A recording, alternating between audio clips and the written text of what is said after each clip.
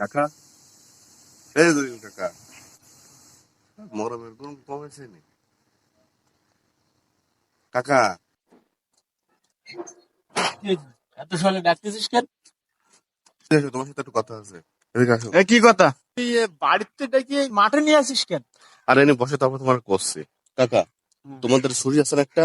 ওই ছুরি খান আমার লাগবে। আমি একটা জবাই দেবো। কেন ছুরি দিয়ে তুই কারো জমি দিবি? আরে কাকা, কারে জবাই দেবো সেটা তো তোমার জানার দরকার নেই। আমি জবাই দেবো কিছু, আমি জবাই দেবো। আমার শরীরে রক্ত টকবক করতেছে, জবাই না দেবো তো আমার শান্তি নেই, কোনো রকমের শান্তি নেই আমার। তোর মাথাটা তো ঠিক আছে, এত মেজাজ খারাপ করতেছিস কেন? আরে মেজাজ খারাপ করবো না। আমার আব্বা কি এর কয়, আমার আব্বা কয় আমি নাকি কুরবানির গরু জবাই দিতে পারবো না, এটা কোনো কথা? ওই এই কথা?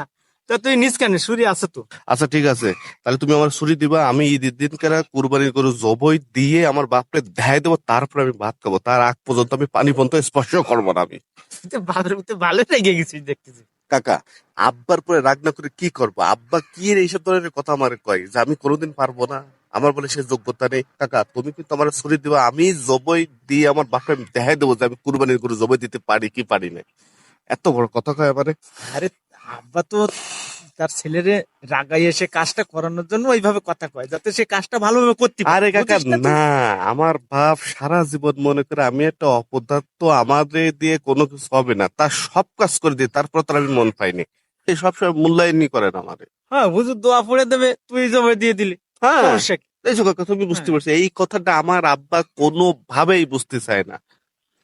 যেটা বাপ মা ওইরকম কয়ে তার কাজ করায় নেই, তোর আব্বা এরকম তোর একটা চ্যালেঞ্জ দিছে যে কাজটা করতে পারে যাতে ভালোভাবে, সেই জন্য আরে এরকম করে কইছে। চ্যালেঞ্জ দিচ্ছে আমার কাছে, তুই গরুর দ্বারে যাবি না, তুই এসব জমি টমি দিতে পারবি না, এসব ধরনের কথা কয়, 7 মাস বলে কেটে যাবে।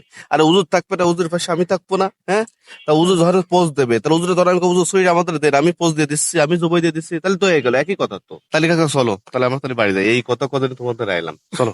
তুই এইটুক কথা কজন, তুই আমার এই মাঠ পর্যন্ত নিয়ে আয়। চল বাড়ি চল।